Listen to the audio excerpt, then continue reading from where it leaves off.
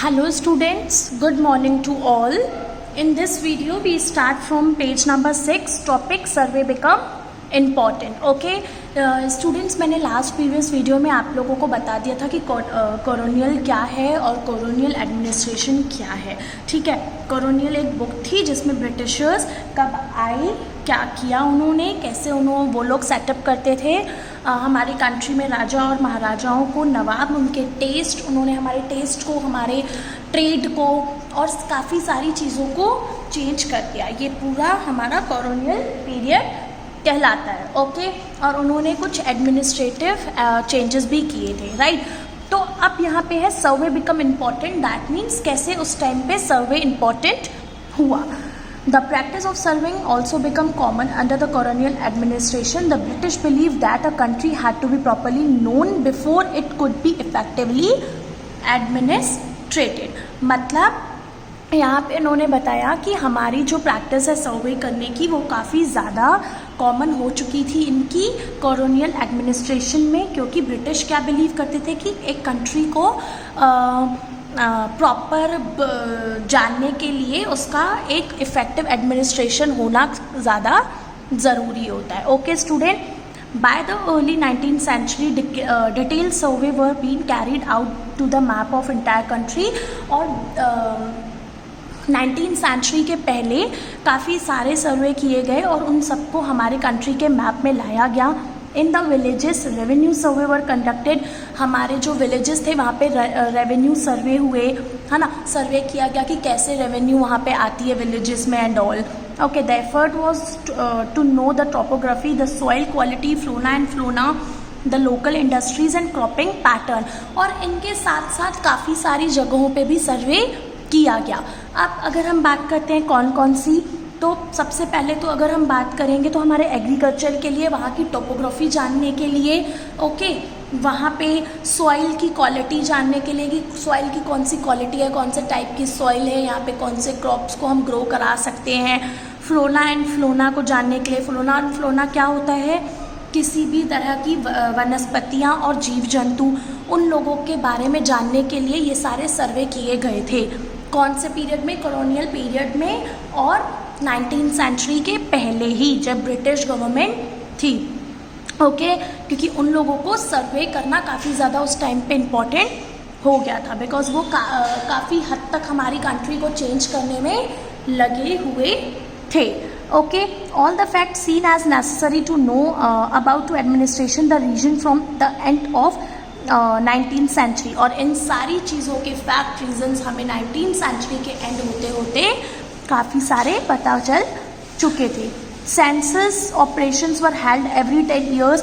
और सेंसस एक जनगणना मतलब जिसमें सबको प्लस किया जाता है, ऐड किया जाता है पॉपुलेशन को, है ना, इंडिविजुअल यूनिट्स पे, उन सबको लेकर उनकी डिटेल इन्फॉर्मेशन रखना, है ना, और एक प्रॉपर चार्ट रिपोर्ट बनाना, इंडिया के लिए प्रोविजंस बनाना जिसमें टोटल पॉपुलेशन और उनके काम को रिकॉर्ड करके रखना, नोटिंग इन्फॉर्मेशन ऑन कास्ट, है ना, और कास्ट की इन्फॉर्मेशन को भी नोट करके रखना. एज प्रीवियसली मैंने आपको बताया था कि ब्रिटिशर्स नोटिंग में और मेंटेनिंग रिकॉर्ड्स में काफ़ी ज़्यादा बिलीव करते थे, तो वो ये छोटे छोटे सर्वे की हुई चीज़ों को भी और इन्वेस्टिगेट की हुई चीज़ों को भी नोट करके प्रॉपर रिकॉर्ड्स बना के रखते थे उनका.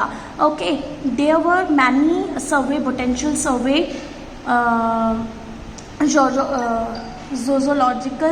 zoological survey, ethological survey, anthropological survey, forest survey. मतलब इसके साथ साथ काफ़ी सारे सर्वे हुए और ये कुछ फील्ड्स दी गई हैं. ऑक्यूपेशंस में सर्वे हुए, दैट इज़ पोटेंशियल सर्वे यानी क्रॉप्स वगैरह को जानना, जोलॉजिकल एनिमल से रिलेटेड सर्वे, एथोलॉजिकल सर्वे, है ना, और हमारे जो मनुष्य जाति का विज्ञान होता है that is anthropological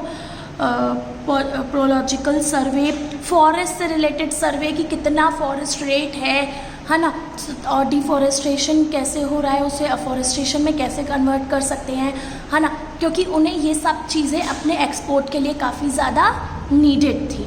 okay students, तो ये वाले सर्वे क्योंकि उन लोग इतने सारे सर्वे करते थे इसलिए उस टाइम पीरियड में सर्वे काफ़ी ज़्यादा इम्पॉर्टेंट हो गया था. Next, what official records do not tell, और कौन से, जैसे मैंने आपको बताया कि वो लोग हर चीज़ों को रिकॉर्ड करते थे और अपने एडमिनिस्ट्रेशन रिकॉर्ड रूम में एज अ प्रोविज़न प्रिजर्व करके रखते थे।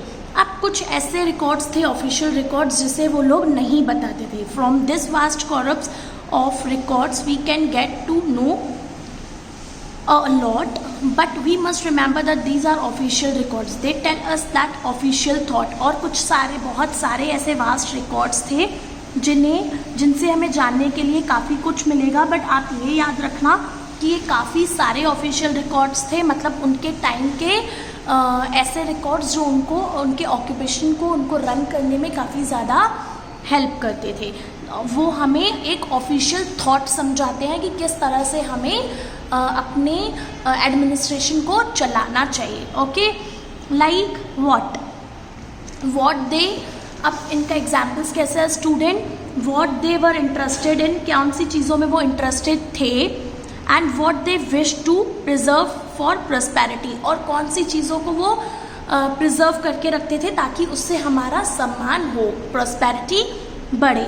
These records do not always help us understand what other people in the country felt.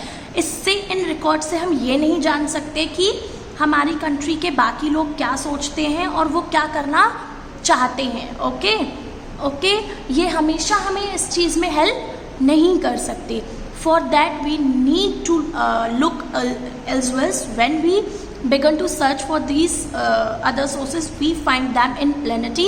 Because अगर हम इन चीज़ों को सर्वे करने बैठे और इन चीज़ों को जानने बैठे तो हमें इनके बारे में काफ़ी कुछ जानने को मिलेगा, और धीरे धीरे ये रिकॉर्ड्स हमारे लिए काफ़ी ज़्यादा डिफ़िकल्ट होते जाएंगे। We have diaries of people, accounts of pilgrims and travelers, autobiographies of important personality and popular booklets that were sold in the local bazaars. और इन रिकॉर्ड्स को जानने के लिए हमारे जो सोर्सेस थे वो ये थे कि हमें पहले के ज़माने के लोगों की डायरीज़ देख लेना, है ना, उनके बनाए हुए, मेंटेन किए हुए अकाउंट्स के बुक, जिसमें वो लोग अपनी फाइनेंशियल स्टेटस को, फाइनेंशियल डाटा को लिखते थे, है ना, कुछ पॉपुलर बुक्स और कुछ बायोग्राफीज़। बायोग्राफी क्या होती है, जिसमें कोई भी एक पर्सनालिटी खुद अपने बारे में लिखती है, that is known as biography, right students.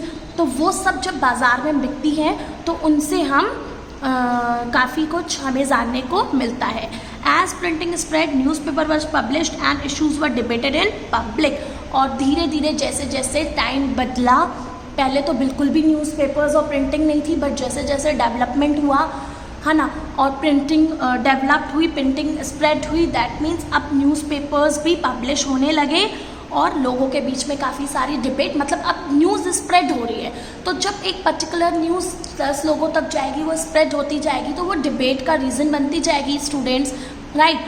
तो leaders and reformers wrote to spread their ideas, poets and novelist wrote to express their feeling. और फिर क्योंकि अब वो न्यूज़पेपर प्रिंट होके सबके पास स्प्रेड होंगे, सारी पॉपुलेशन के पास जाएंगे, तो जितने भी हमारे लीडर्स थे, रिफॉर्मर्स थे, वो सब क्या करते थे, रिफॉर्मर्स होते हैं बेटा जो सोशल सर्विसेज करते हैं, वो रिफॉर्मर्स होते हैं, सोशल रिफॉर्मर्स। वो सब अपने आइडियाज़, अपनी पोएम्स, अपनी नॉवेल्स, इन सबको उनमें अपनी लिखते थे न्यूज़पेपर्स में, एंड अपनी फीलिंग्स को एक्सप्रेस करते थे, right. All these sources however were produced by those who were literate. लेकिन बेटा ये सारी चीज़ें सिर्फ वही कर सकता था जो लिटरेट हो। From this will not able to understand how history was experienced and live by the tribals and peasant. इसी के कारण हम ज़्यादा हिस्ट्री के बारे में नहीं जान सके, क्योंकि ये सब करने के लिए लिटरेट होना काफ़ी ज़्यादा ज़रूरी है।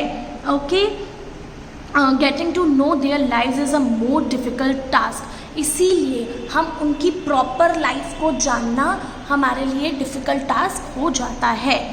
Yet this can be done if we make a little bit of effort. When you read this book you will see how this can be done. लेकिन स्टूडेंट्स भले वो हमारे लिए डिफ़िकल्ट टास्क है, बट अगर सीरियसली कोई उसे जानना चाहता है, कोई काफ़ी ज़्यादा क्यूरियस है उसे जानने के लिए, तो उसे काफ़ी ज़्यादा एफर्ट करना पड़ेगा, और आप एफर्ट्स करने के बाद उसे जान सकते हो। ओके स्टूडेंट्स, तो here our chapter number 1 how when and where completed. Let come to the page number 8। यहाँ पे मैं आप लोगों को एक्सरसाइज करा देती हूँ। स्टेट वेदर ट्रू और false. That is first, James Mill divided Indian history into 3 periods, Hindu, Muslim and Christian. Yes students, हमारे जेम्स मिल ने हमारी इंडियन हिस्ट्री को 3 पीरियड्स में डिवाइड किया था, तो this is true. Official document help us understand what the people of the country think. यहाँ पे अभी हमने स्टूडेंट्स पढ़ा लास्ट पैराग्राफ में कि ऑफिशियल डॉक्यूमेंट से हम ये नहीं जान सकते कि एक्चुअली पीपल सोच क्या रहा है, तो this is false. The British thought survey were important for effective administration. बिल्कुल अभी हमने इसी वीडियो में कवर किया दैट कि जो ब्रिटिश सोचते थे कि उन जिस तरह से ब्रिटिश की थिंकिंग थी कि हमें हर एक चीज़ को रिकॉर्ड करना चाहिए, नोट करना चाहिए, उसी तरह से ब्रिटिश वो अच्छे एडमिनिस्ट्रेशन के लिए सर्वे करना बहुत ज़्यादा इम्पॉर्टेंट समझते थे, तो this is true. Okay students, thank you.